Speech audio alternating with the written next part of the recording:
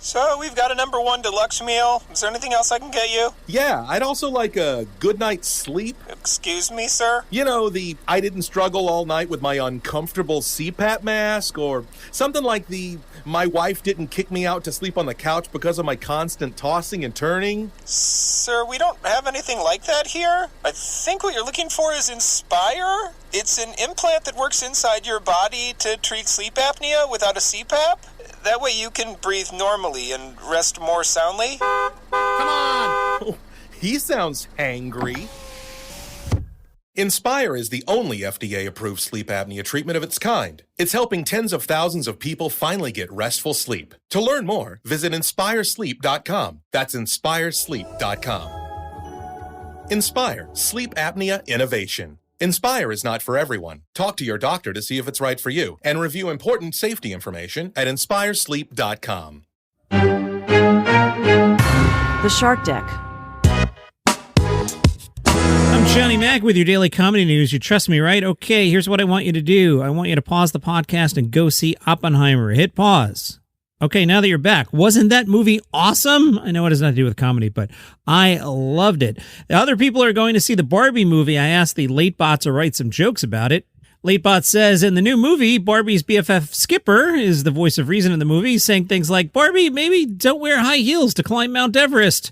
Barbie's eco-friendly car in the movie runs on dreams and the shattered expectations of unrealistic beauty standards. In the movie, Ken tries to impress Barbie with his cooking skills, but his signature dish is microwave macaroni with a side of plastic peas.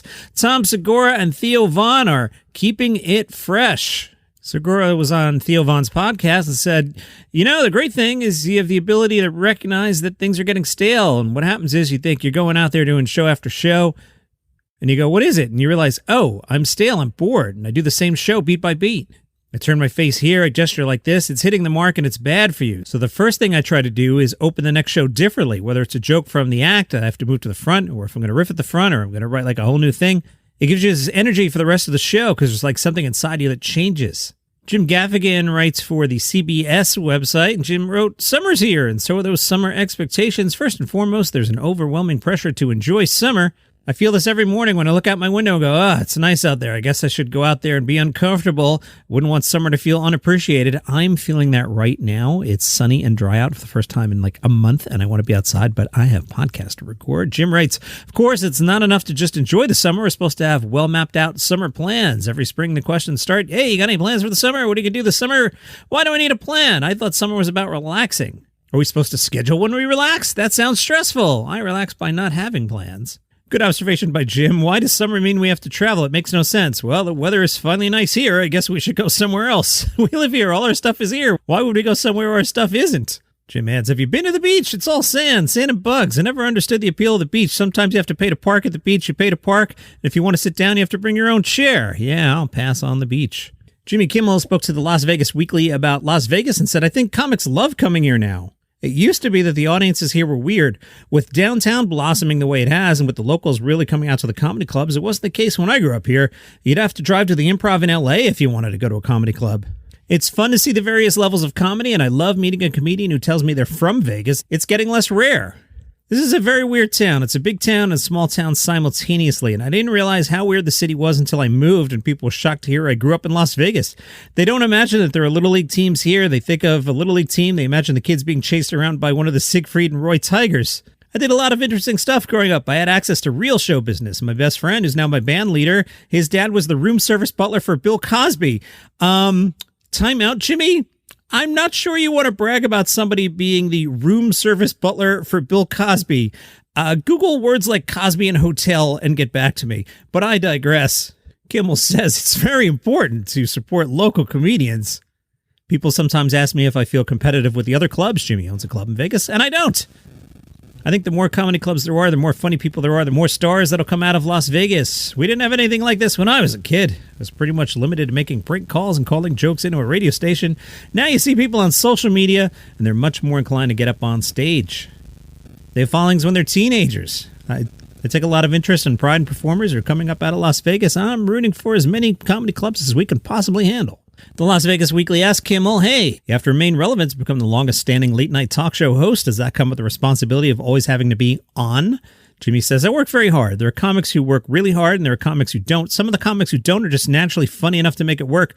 Then you have people like Jerry Seinfeld, who's naturally funny and works very hard. As a result, he's Jerry Seinfeld. Hi, I'm Mark Francis and host of a new podcast, The Messi Effect.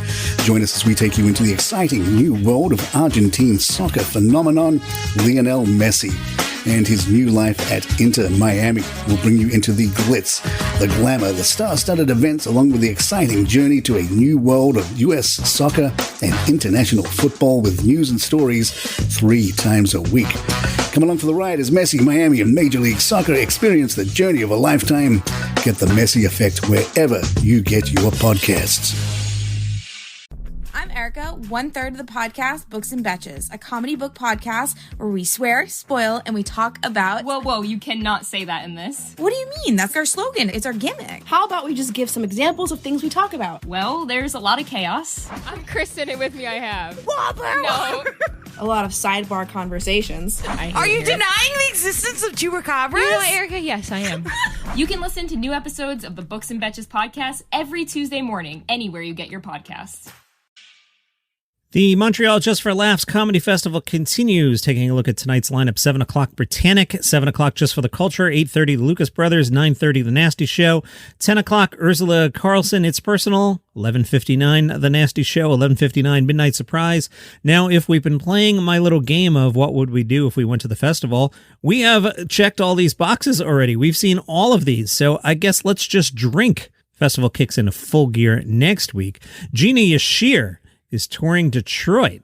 She'll be at the Majestic Theater 7 o'clock tonight and says, my audience is anybody with a sense of humor. There's a vast mix of people, old, young, black, white, gay, straight, or non-binary. I am like your funny, crazy next-door neighbor. Comedy combines some of the best things I love in life, meeting people and traveling. People who want to come and hear me talk is the icing on the cake. Her new tour is called Women King of Comedy. It's based on the movie Women King, which focuses on an African tribe that is protected by a unit of female warriors that is not far from where her own parents were born and raised. Gina said the show encompasses everything from my birth to how I made it in America to how I got a sitcom on TV coming from London. Just the stories of what my life is up to this point, but with jokes. Whenever I go to a different city, say Detroit, I just don't do the same set. I try to walk around the cities, do a little research, pick up local slang, and incorporate that into the show. I'm not focusing on anything in particular. I walk around, just let the ambience soak in. She created and acted in the show Bob Hart's Abishola and said, I based it in Detroit because I was there a year before doing the show. I met a bunch of Nigerians and I found there were a lot of Nigerians in Detroit. So there's a rich history and it's a great place to base the show in. Last weekend, San Francisco supervisor Shaman Walton tried his hand at stand-up comedy.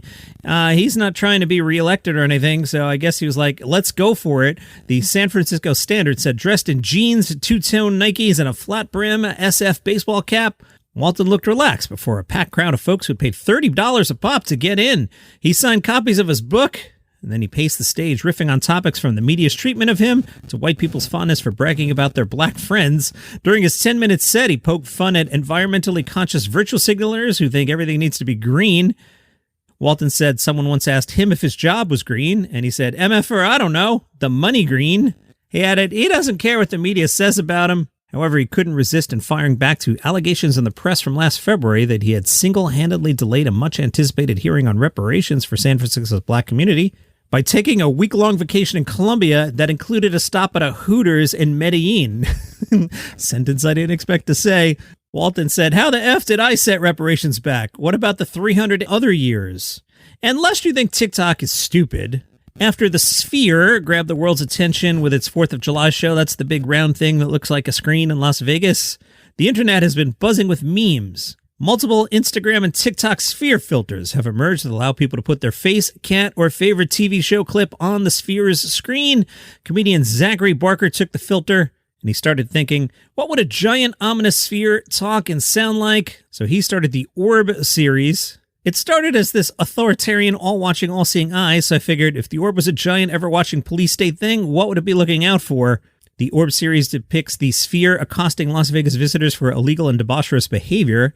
He posted his first video on July 10th, which got 700,000 views on TikTok. He's posted 10 Sphere videos so far, and they've accumulated 3.7 million views.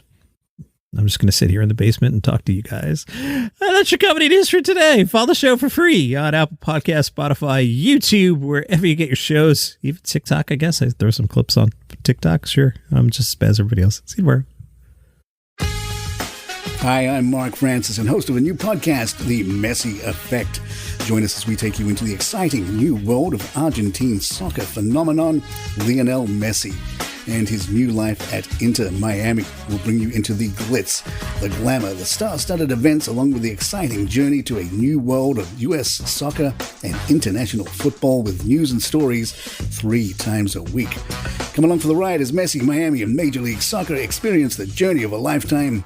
Get the Messi Effect wherever you get your podcasts.